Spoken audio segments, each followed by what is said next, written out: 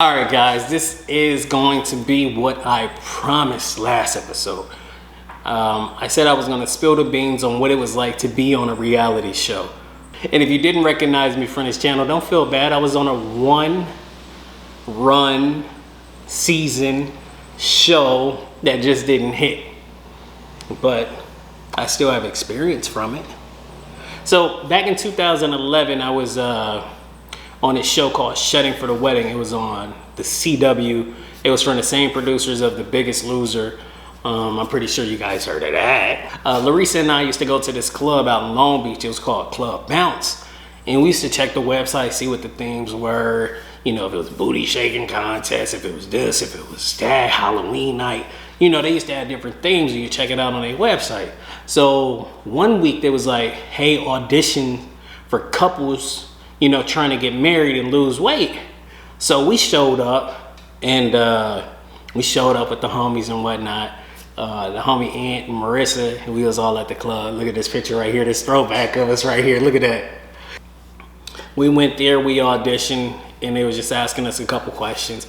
They were asking us like how long we've been together and, you know, when are we trying to get married? And to be completely honest, at that time, we didn't even know when the hell we were gonna get married. I mean, I was with her for a long time. I think we were together maybe 4 years at that point. So I'm not in wasting time mode, you know what I'm saying? Like, we together 4 years, eventually we gonna get married, so let's go audition. So we auditioned for the show at the club, and we didn't hear anything for a long time, probably like 5-6 months. And by that time, we was both working out crazy, losing weight. To put it in perspective, I think when I first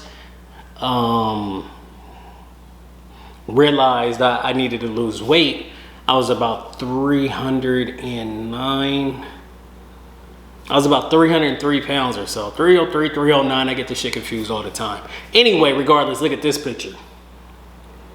So, with that being said, I was actually at LA Harbor College, and I took this health class that had an understudy kind of in personal training. So it was teaching us about how the body works, how to fat burn versus cardio and all that good stuff. So I was overdoing that. I bought myself this is pre-Fitbit time, because this is again 2010.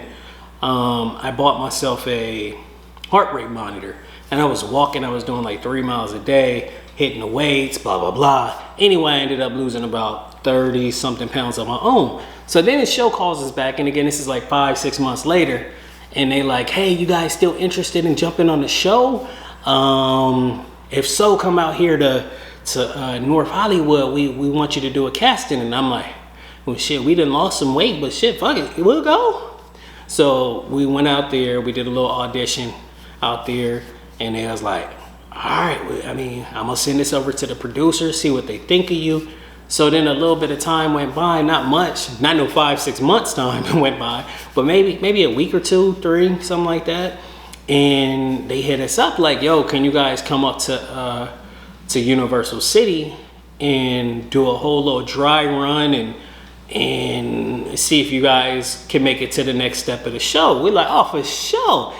So we ended up going to Universal City and doing the whole audition thing. And so it started off with us doing a personality test, crazy test, see if we crazy and see if we gonna fuck some shit up on the show. So we do that. Then they get us sized up for clothes and shit. And I'm like, okay, they got us sized up for clothes. All right, but then I see another couple, they had the same color shit we had on. So I'm like, all these other couples got different color clothes on, but then we are in red like this other people. So, okay, if you say so. So we doing everything, got our clothes on, and then we did an interview with People magazine. Check this out. So that was the day we in Universal City and we doing everything, and then we actually do an interview with them, and then we did a confessional on the couch, and I'm like, oh shit, this shit crazy. Like, so we do everything, and next thing you know, they get our weight, and then they like called us back. I don't know how long it was. It wasn't that long. They was like, all right, you guys been selected. You sure you can do this? Like, for sure, yeah, we can do it.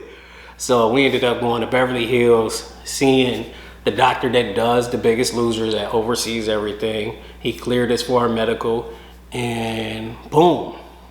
So they didn't tell us where we were gonna go and where we were gonna shoot. They was just like, you may need a jacket, but because it gets cool in the evening and this and that. So I'm like, they about to put us somewhere on the beach or something.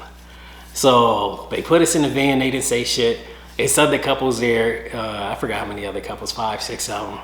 And my homeboy Dave and Val, who's my homeboy, like my real homeboy now, he was on the show. And you know, Val, that's my homegirl too. And they was living actually in North Hollywood, but they're originally from the East Coast. We didn't click off there, you know, on the show, but after the fact we did. So we ended up pulling up to this shit, Terranea. And I'm from LA. I ain't never seen this shit in my life. Oh, bougie ass, expensive ass resort they put us up on. Had us in bungalows. We were with this other couple in our own little bungalow. And so what differed from this show in The Biggest Loser is The Biggest Loser, from my understanding, they have like chefs and whatnot cooking for them. This show was more for a lifestyle change. So we put together a list of groceries, and then you had the production assistant or producer assistant, whatever the hell they call PAs, go get us our groceries. And it was up to us to sit back and make sure it fit into our calories allotment. So we had this nutritionist there. Her name was Ashley Koff. She's a real cool, down to earth lady. And, you know, she was all about doing it the right way, not trying to cheat the system, not trying to do something that sit back and be wrong for our health. But at the end of the day, I think for my size, I was down to 1,600 calories a day. So basically we ended up working out twice a day, one time in front of the camera. I know you guys have seen shows like Loving Hip Hop, and you be like, man, that's some bullshit. That shit fake in the motherfucker. I know I was one of them. I kind of still am. So being on TV, I kind of understand what's going on there. So reality TV is reality with a twist. And you're like, how the hell can you have reality TV with a twist? Because what I'm saying and what's coming out of my mouth is really real, but I may not have been thinking about what I'm saying. So they have people called story producers.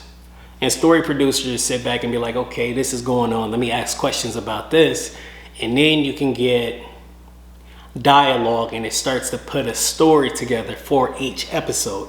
And each episode you had, or each week you had different story producers that came in and they worked on that week's worth of episode to see what kind of storyline they can get going.